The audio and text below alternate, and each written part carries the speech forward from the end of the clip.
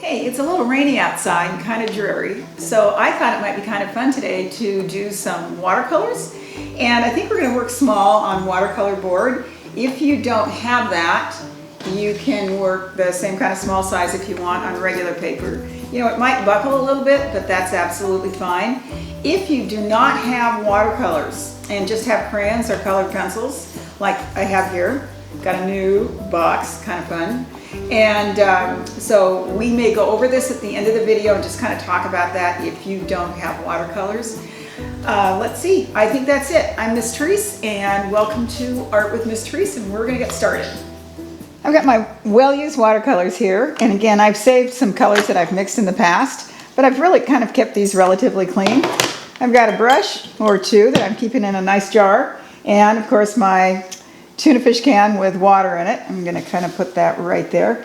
And some paper towel. This is paper towel that I've used before, and it's kind of nice to reuse stuff. I could, if I wanted with this, I could start out by outlining with a pencil, but you know what? I thought today, I'm gonna use that trick we've used before of masking, like this, as I stick it to everything else here. It's where you take your tape. You can use regular Scotch tape if you don't have masking tape, and mask or make a border or a frame with that. Try to make it as straight as you can. You can eyeball it. I don't press down the outside as much as I press down the inside. I just kind of want to keep that paint inside, and what's so much fun when you're done is that it gives you a nice sharp definition of a border and looks kind of cool. So there. All right.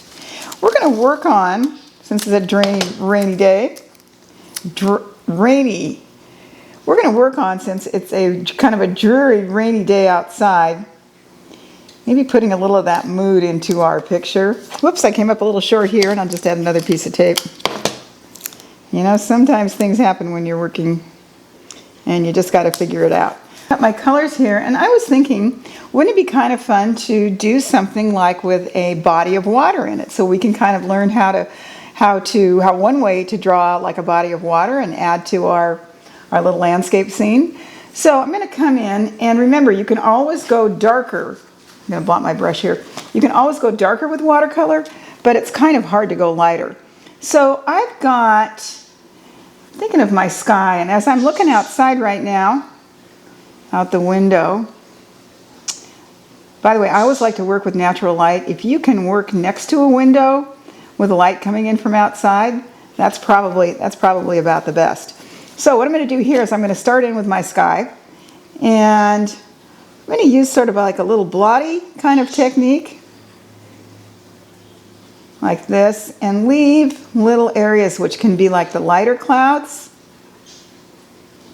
And I've got a little more water than I usually use on my brush, but that's going to kind of give me sort of a fun effect, like that. So what I've done is I've just kind of put little paint sort of randomly here.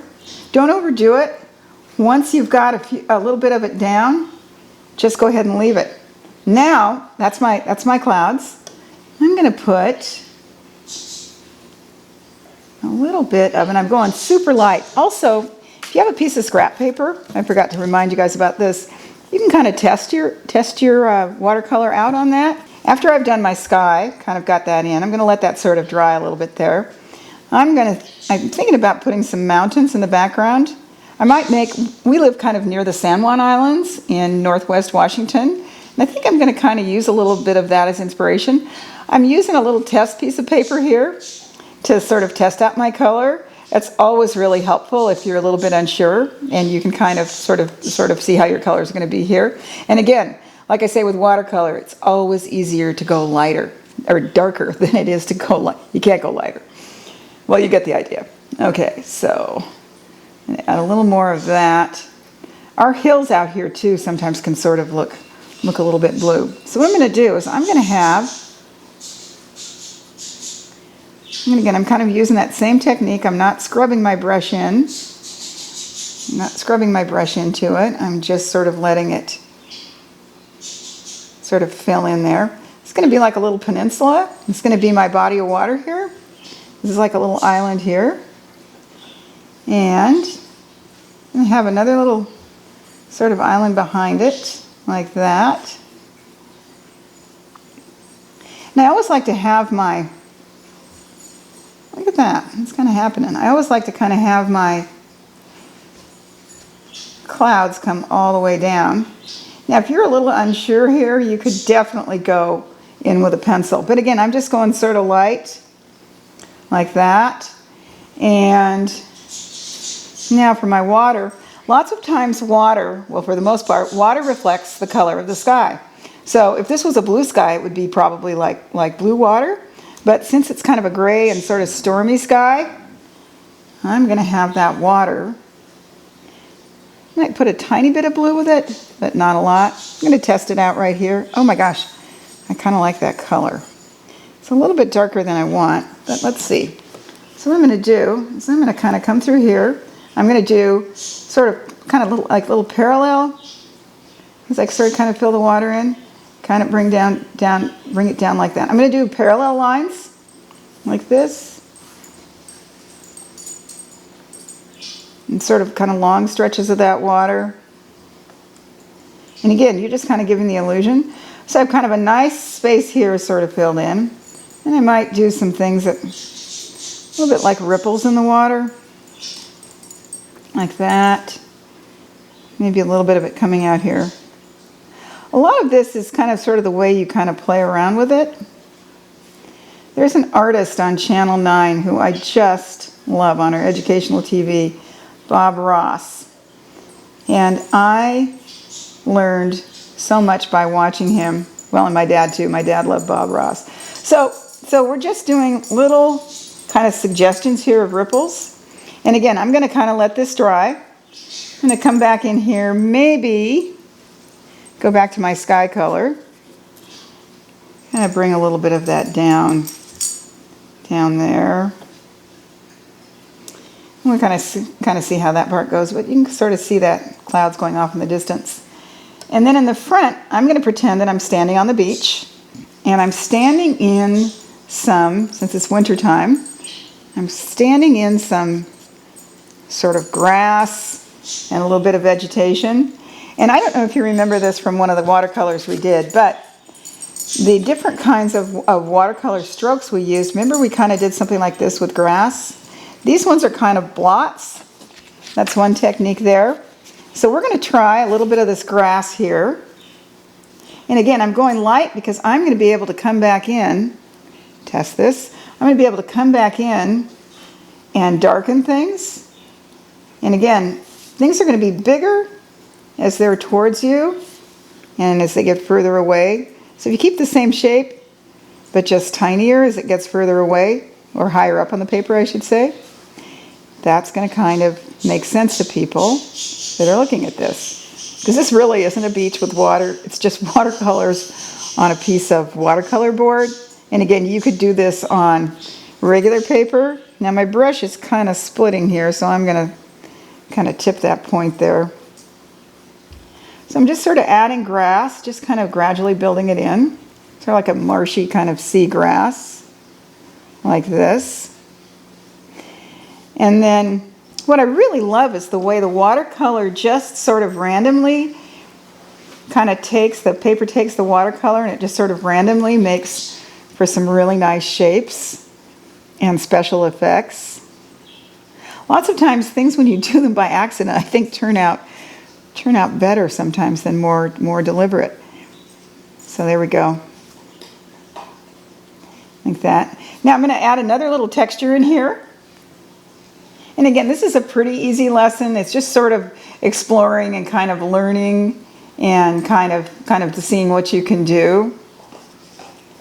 I always like to do something one way and then do it a couple of times again. Now I'm mixing kind of a different color. I'm going to kind of warm this up again. I want to have maybe some different plants. Maybe this is this time of year and some of the leaves are still kind of brown. I'm going to put some like little bushes in there.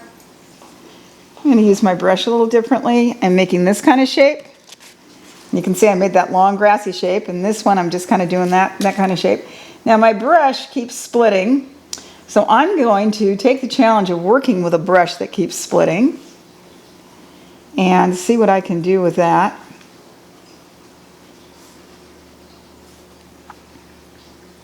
I'm pretending that I'm down on the beach and it's kind of windy. And again, this is really light. And then there's something else that I could do too. Like I said, I'm going to kind of experiment again with this brush that kind of keeps splitting a little bit. Oh, it's kind of a neat color. So I'm going to, like I say, kind of take advantage of seeing the effect an old brush might have and just very, very lightly kind of making this beach with marsh grass sort of start to happen. Like that. And then, wash my brush out there. See if I can get that point back on it. I'm going to grab a Q-tip. I'm pretty sure most of you have Q-tips around. And I'm mixing again a little bit more of that leftover paint that I had. I'm going to go a little bit darker because now I can start to, as my dad used to say, sort of beef up my picture. So I'm going to add some things like that. Maybe a little more orange. You know, we could do something where we did a step-by-step thing and do this and do that, but sometimes I think it's kind of fun to do something where I'm going to give you the suggestions, kind of give you some techniques, and then you get to be really in charge of what's going on. Now, so I've got the basic kind of light kind of beginning of layering in my colors. I'm going to come back here and I'm going to grab a little bit more of that blue, a little bit of that kind of pinky red color, a little bit of black. I'm just sort of having fun mixing my colors, and notice that I'm not really mixing them all together with a huge amount of water. I'm just doing a little bit at a time and then testing on this. Ooh, I kind of like that. Now, the hills that are going to be closer are going to always be a little bit darker because you're looking through a little less atmosphere, a little less air. Now here, just so I can control better, I'm turning my paper, putting the palm of my hand, or excuse me, the base of my hand here, heel of my hand down, which is going to allow me to really control that straight line. So there's our little peninsula with the island there. I'm going to have some fun, just sort of blot in a little bit more color there. And again, don't be afraid if you make a mistake with this or you don't like your line, kind of go, okay, well then I'm just going to change that shape there. If you wanted to too, you could do one of these on just like I say on a practice piece of paper like that. So you can see things are kind of beginning to happen there. And I'm going to just add a little more to this one here. The one that's kind of back behind there. So it's the same color but just a little bit lighter because it's further away. And again, I haven't really outlined this. I've just gone in with my color and laid it all in. It does look a little bit wintry, I think. Now what I'm going to do here, my foreground, I'm going to grab a little bit more, make a little bit stronger, darker color here, and come back in and do my beach vegetation. See how I'm making everything a little bit richer, a little bit stronger? And again, I started out light, and I can always add to it. It gives me the control. I think sometimes people get a little bit intimidated by watercolor because you go in with a color and you're going, oh my gosh, that's a little bit darker than I wanted, and then it's harder. It's really harder to somehow make things lighter. There we go. And notice none of my lines are perfect. They're all just, we're just kind of enjoying putting things down here. So there I am. I'm standing on the beach, looking out and wondering I always wonder, like, what's out there swimming in that water? Are there whales? What kind of fish are out there? So again, this is a pretty light drawing here. And it's just to kind of give the mood of the day. I might just add a little bit back here. This is going to be kind of interesting. I'm grabbing a little bit of the black, and I'm going to make it very, very light like this, again on my test paper. And I'm thinking, what if I, way in the distance, indicated that there was a little bit of a mountain way out there. Maybe add a little bit more here. And again, see how I'm going light. And maybe there's like a little bit of snow on that mountain. So I'm leaving that like that. Just a hint that maybe through that mist and the fog there's another little mountain range. And I'm kind of letting the brush sort of define that for me. Like that. Maybe. And again, I'm just doing this just very,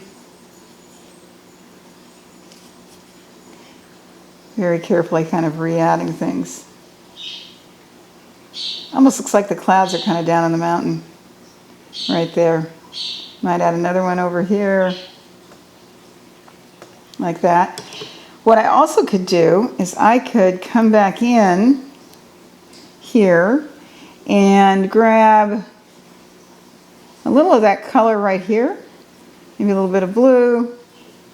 Mix some things here. And what if I put some trees just by kind of going like that? Oh my gosh, look at my brush is splitting and it looks almost just exactly like trees. What if I have some trees kind of down there, just on the edge of the water?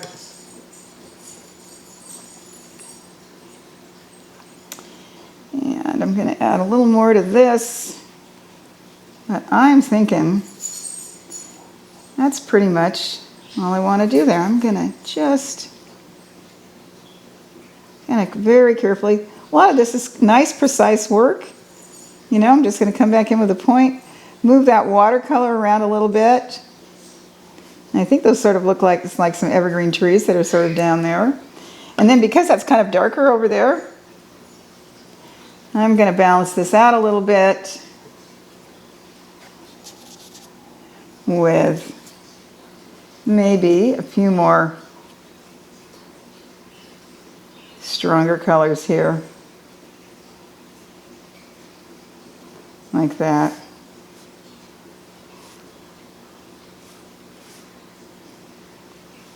So there you go. Now, whoops, I'm gonna clean my brush, put a little point on it. This all seems to be pretty dry at this point. So what I'm gonna do is very carefully, and again, remember we've done this before, you pull your tape away and you keep it flat. And you don't wanna pull too fast. I know when you take a Band-Aid off, sometimes you want to go really fast and get it over with. But with this, you kind of want to go slow, like this. And like that. Like that. Okay.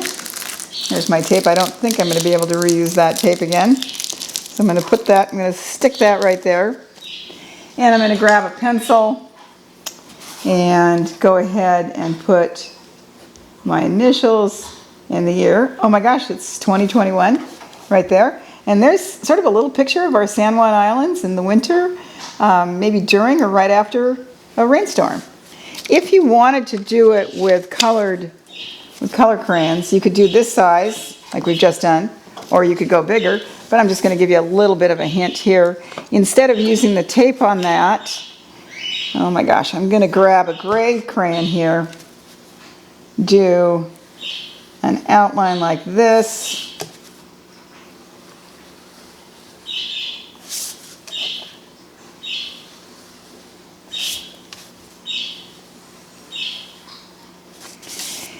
And I could do pretty much some of the same thing. I could start coloring in my sky a little bit, like that, leaving the white for the clouds, sort of this way. I'm going to do this kind of fast.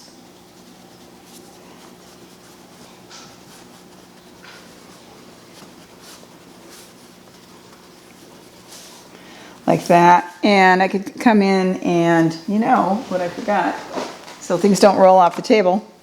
Come back in and find kind of a little purple color like we just had.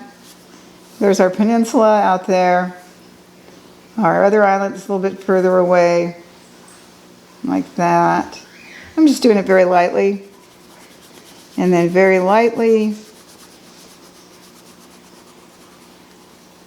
fill that in. I'm not going to do the whole thing, but you can kind of see where I'm going with this. And I'm going to almost get the same sort of effect, even if it's in color crayon. And I could go ahead and do this other part here. Well, let me see. We'll just start in a little bit. And again, with crayons, the same thing too. It's easier to go darker than lighter. So I'm going to kind of go down there like this. And again, I'm going a little bit fast. Let's see. A little bit darker green on that. So you can see it's almost the same thing, just done with something a little bit different. And so just always remember, if you don't have the exact supplies we're using, you can kind of come up with something similar. I'm not done with this one, but as you can see, we kind of have sort of the same thing going on with kind of different things. So I hope that helps. Well, I'm putting my things away. I always have to remember to do that. I know I tell you guys to do that all the time, but sometimes I'm not so good at that. I'm going to save my watercolor paper towels because they're still good, and I'll probably save this little Q-tip too. It's still got a little bit of life next to it. My water's relatively clean. I'm going to let my watercolors dry before I close them. And I'm putting my crayons away, and I'll finish that up. And let's see, we did a really kind of very light watercolor. Just kind of learned about putting watercolor down and making it darker, and maybe not necessarily using an outline, but just kind of going for it. And then if you didn't have watercolor, it's pretty easy to do the same thing. I know we're working kind of small, but I think sometimes it's a little easier the first time you do a project to do it smaller. And then later on, if you want to try doing it bigger, go for it. You're going to be surprised about how well it will turn out. I look forward to seeing you next time. You take care.